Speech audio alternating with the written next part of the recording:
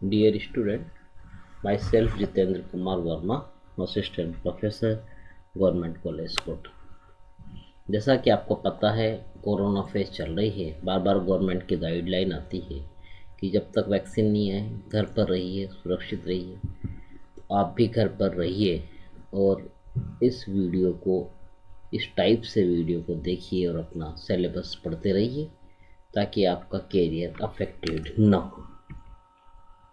जैसा कि हमने पहले बताया है शुरू की क्लासेज में, इस तरह से आपका सिलेबस रहता है और इस सिलेबस के अंदर ऐसे आपका ये प्रैक्टिकल का पेपर रहेगा। आप ऑलरेडी फर्स्ट टाइम में प्रैक्टिकल दे चुके। पहला क्वेश्चन आता है, दूसरा क्वेश्चन, तीसरा क्वेश्चन, चौथा क्वेश्चन, पांचवा क्वेश्चन, देन एक क्वेश्चन आता है स्पोर्टिंग का। स्पोर्टिंग के अंदर जैसा कि आपको पता है कि कॉपी रहती है और उस कॉपी के अंदर आपको हर 3 मिनट में स्पोर्ट करना रहता है।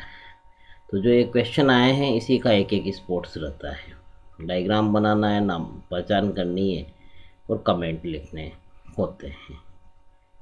तो इन क्वेश्चन में जो पहले के 5 क्वेश्चन हैं, इसके अंदर हम जो आज आपको पढ़ा रहे हैं, पहले हमने टैक्सोनॉमी के फ्लावर का भी आपको बताया था। उसी क्रम के अंदर जो है हम ये वाला पोर्शन ले रहे हैं, double stand section of plant parts. तो इसके अंदर हम प्लांट का मोनोकोट है, डाइकोट है, रूट है या स्टेम है या लीफ है, ये आइडेंटिफाई करते हैं। सेक्शन काटते हैं, उसको देखते हैं और कारणों सहित उसको पहचान करते हैं। ये इसका उद्देश्य है। क्या क्या मटेरियल रहेगा ये भी आपको हम लिस्ट में दे देंगे। तो बेसिकली ये है कि कोई भी प्लांट का स्टेम या रूट देके आपको ये देखना रहेगा कि मोनोकोट है और डाइकोट है, और है तो क्यों है। ये इसका बेसिक उद्देश्य है जो कि हम देखेंगे अभी। इस तरह से आपका माइक्रोस्कोप होता है, जैसा कि आपने शुरू में स्कूलिंग में देखा होगा और फर्स्ट ईयर में भी आपने देखा है। ये डिसेक्टिंग माइक्रोस्कोप होता है। इसके अंदर दिया गया मटेरियल आप सीधा देख सकते हैं, सीधा इस पर रख के भी देख सकते हैं, स्लाइड पर रख के भी देख सकते हैं कि बाहर से कैसा सन दिखाई देता है, बाहरी संरचना इसकी कैसी दिखाई देती है। ये वाला कंपाउंड माइक्रोस्कोप है, जैसा कि आपको पहले बताया है और स्कूलिंग में भी आपने सीखा होगा कि कंपाउंड मीन्स यहाँ पर 2 लेंस मिलकर कार्य करते हैं। 2 लेंस मिलकर कार्य करते हैं, ऑब्जेक्टिव और आईपीस मिलकर कार्य करते हैं। तो जो भी चीज़ देखेंगे आप वो लगभग 100 गुना या 450 गुना तक दिखती है। अगर 10x है तो ये दिखेगा, और अगर 45x और 10x है तो फिर 450 गुना तक इसमें हम देख सकते हैं। इस तरह से ये सेक्शन कटिंग के सामान है जो भी आप जानते हैं, ऐसे मटेरियल रखा रहता है। ये हालांकि फर्स्ट ईयर का मटेरियल है, पर इसी तरह से रेक रहेगी जिसके अंदर आपका ये मटेरियल रहेगा। ये जो ग्रीन बॉटल दिख रही है बच्चों, इसके अंदर मटेरियल है। जैसे अभी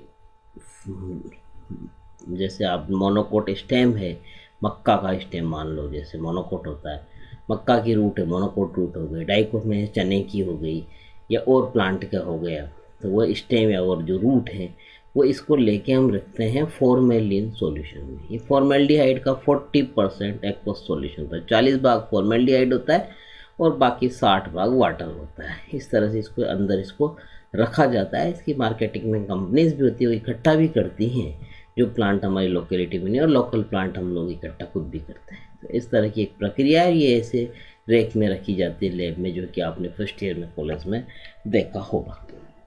ये ऐसे स्टैंडिंग रैक है जिसमें ये आपको का लाल कलर दिख रहा है, ये सैफरन स्टेन वाली है, ये कॉटन ब्लू है जो ब्लू वाला है, और ये ग्लिसरीन है जो कि ग्लिसरोल का एक्वस सॉल्यूशन होता है। तो हम स्टेन और माउंटिंग के लिए इनको काम में लेते हैं। ये प्रक्रिया है, जैसे स्लाइड है, स्लाइड पे कवर स्लिप है देख रही है आपको, नीडल की सहायता से लगाते हैं और सेंटर में रखते हैं। इस तरह की ये प्रोसेस होती है। सबसे पहले हम देखें तो डाइकोट और मोनोकोट ये क्या है। मोनोकोट मीन्स एक कोटिलिडन और डाइकोट मीन्स 2। ये ध्यान रखें। जब भी ये जर्मिनेट होता है, जब भी आप देख सकते हैं कि रूट ऐसे निकलेगी, फिर आगे लीफ निकलेगी, हाइपोकोटाइल, इपिकोटाइल ऐसी संरचनाएं रहेगी। इसी क्रम में ये मोनोकोट के अंदर है तो ये रेडिकल कहलाएगा, वो पोलिप्टाइल रहेगा और ऐसे जर्मिनेट होकर पूरा प्लांट आपका ये बनेगा। अब क्वेश्चन जो हमारे सामने ये आ रहा है कि अगर हम इसका रूट काट के आपको दे दें, जैसे इस प्लांट की रूट है मोनोकोट की और इस डाइकोट की, तो आप इसको कैसे पहचानेंगे कि ये मोनोकोट है या डाइकोट है? ये हमारे इस एक्सरसाइज का उद्देश्य है, ये ध्यान रखें। जब हम इसका सेक्शन काटते हैं तो वो कैसे दिखाई देता है, इस तरह से ये इसका सेक्शन रहेगा। जैसे आपने यहाँ पे देखा कि इस रूट की हम बात कर रहे हैं, अभी इसकी स्टेम की भी करेंगे। इस रूट की जब इस सेक्शन काटेंगे तो ये पोर्शन दिखता है। अच्छा, बहुत अच्छा डायग्राम है बच्चों, ये कलरफुल अच्छा डायग्राम है। तो ये पोर्शन दिखाई देता है और इस स्टेम का काटेंगे तो ये पोर्शन दिखाई देता है। तो इनके काट के हम रूट और स्टेम में भी अंतर देख सकते हैं, ध्यान रखें। अभी टेबल से ही बताएंगे इसको। जब रूट के अंदर है तो इस तरह की स्थितियां हैं और स्टेम के अंदर है तो इसके। तो स्टेम के अंदर जो है प्रोटोजाइलम वो अंदर की तरफ है, यानी कि प्रोटोजाइलम की पोजीशन के आधार पर इसको कहा गया एंडार्क। स्टेम के अंदर, स्टेम बाहर की तरफ होता है लेकिन कंडीशन यहाँ पर एंडार्क, ऐसे याद रख सकते हैं। और जो रूट है उसमें बाहर की तरफ प्रोटोजाइलम है, बाहर की तरफ उसमें प्रोटोजाइलम है, ये वाला प्रोटोजाइलम बाहर की तरफ है, तो इसको कहते हैं एक्सार्क कंडीशन। तो रूट के अंदर तो एक्सार्क कंडीशन होती है और स्टेम के अंदर एंडार्क कंडीशन होती है। ऐसे दोनों के सेक्शन में आप अंतर देख सकते हैं। बाकी अंतर और भी रहेंगे पर बेसिक अंतर ये आपको दिखाई देता है। इस तरह से ये डाइकोट, ये इधर आपके डाइकोट स्टेम है और ये डाइकोट रूट है। दोनों रूट्स के डायग्राम है और ये स्टेम के डायग्राम है। अगर डाइकोट और मोनोकोट स्टेम के अंदर अगर देखें तो इस तरह की संरचना दिखती है। डाइकोट स्टेम में ये वास्कुलर बंडल रिंग फॉर्म में अरेंज है डाइकोट स्टेम में, और यहाँ पर वास्कुलर बंडल बिखरी हुई अवस्था में प्रेजेंट है। ये वास्कुलर बंडल्स बिखरी हुई अवस्था में प्रेजेंट है।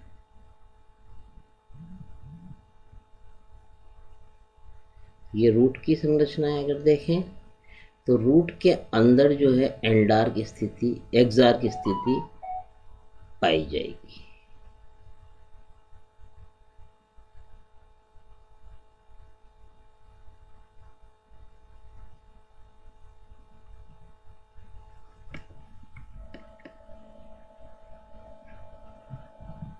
जैसे इस वाले आउटलाइन में और ज़्यादा क्लियर आपको दिख रहा होगा। ये प्रोटोजाइलम बाहर की तरफ, रूट में क्या एक्सार्क स्थिति है। तो इसके अंदर ये जो यहाँ देख रहे हैं आप, ये वाला और एनलार्ज करके, तो ये जो छोटा वाला जाइलम है इसके कंपैरिजन में ये मेटाजाइलम कहलाता है और ये प्रोटोजाइलम। तो प्रोटोजाइलम बाहर की तरफ है, दैट इज कॉल्ड एक्सार्क स्थिति। तो इस तरह से ये रूट की स्थितियाँ हैं एनाटॉमिकली। इस डायग्राम में भी आप देख सकते हैं। बाहरी टिश्यू डर्मल टिश्यू है, बीच वाला ग्राउंड टिश्यू और ये सेंटर में जो है ये वास्कुलर टिश्यू कहा जाता है। ये और एलएस में भी देख सकते हैं आप इनको कि ये एंडोडर्मिस, यहाँ से देखें आप बाहर की तरफ से ये वाला एरिया है, देन फिर ये रूट हेयर है, ये एंडोडर्मिस है, ये सबसे बाहरी लेयर एपिडर्मिस है, अंदर ग्राउंड टिश्यूज़ है, ये वास्कुलर टिश्यूज़ है, ये ग्राउंड मेरिस्टेम कहा जाएगा, ये वाला प्रोकेम्बियम है। इस तरह से इसकी संरचना, ये क्विसेंट सेंटर, जब हम एलएस काट के देखते तब ये दिखाई देता है। ये रूट कैप है, ये रूट कैप रीजन हो जाएगा, ये जोन ऑफ सेल डिवीजन, ये जोन ऑफ इलोंगेशन, ये जोन ऑफ मैच्योरेशन है।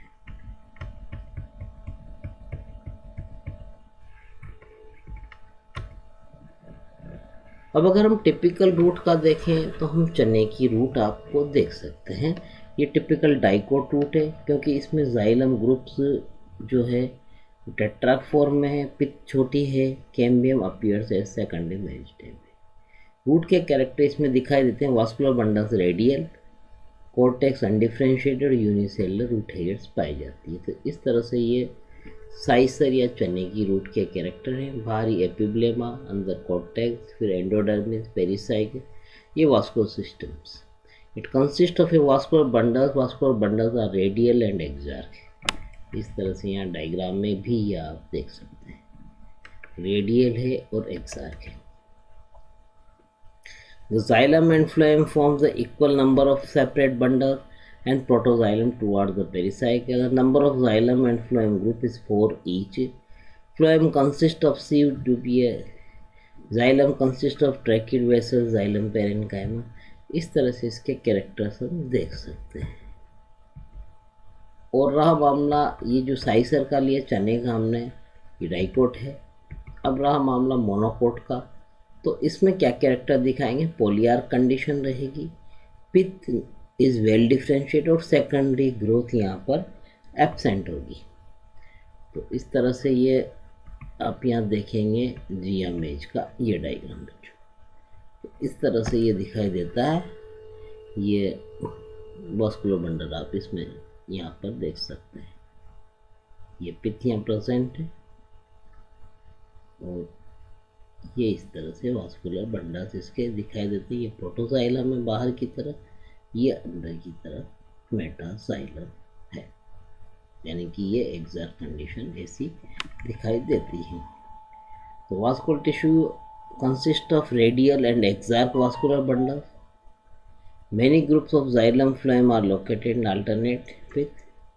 Pith occurs at the center of the axis. The cells are parenchymatous. Sometimes the cells become thick-walled and lignified.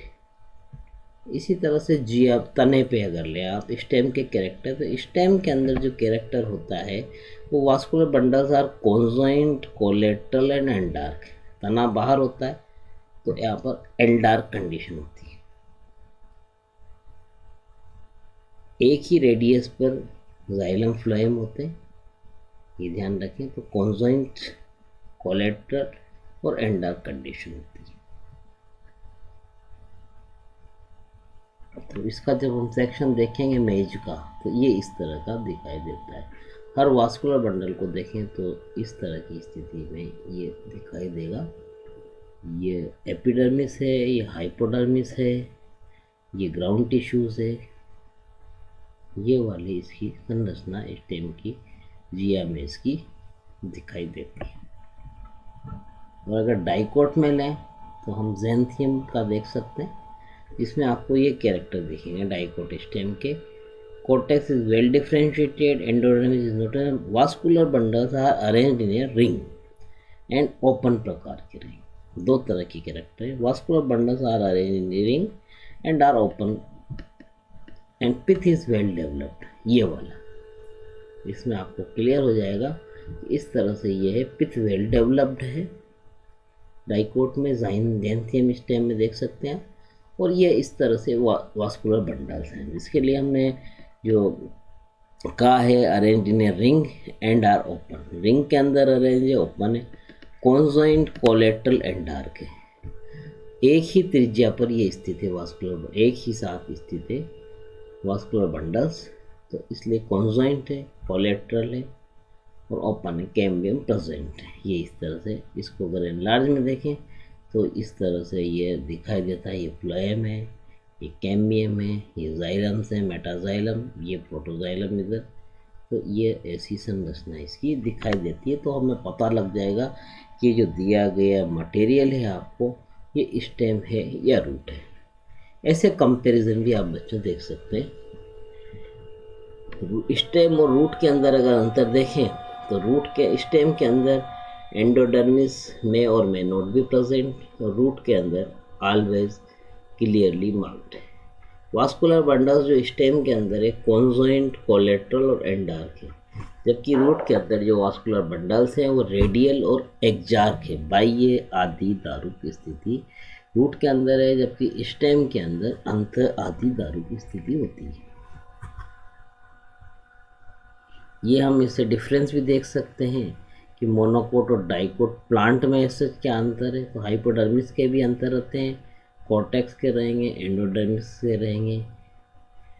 Vascular bundles, पित्त, इनके भी characters में ये difference रहेंगे। पित्त का देखें तो well marked pith are can not be distinguished. Monocots में वेल मार्क्ड पित्त नहीं दिखेगी, जबकि यहाँ पर डाइकोट के अंदर अगर हम देखें तो red centre and well marked cut cylinder present होता है।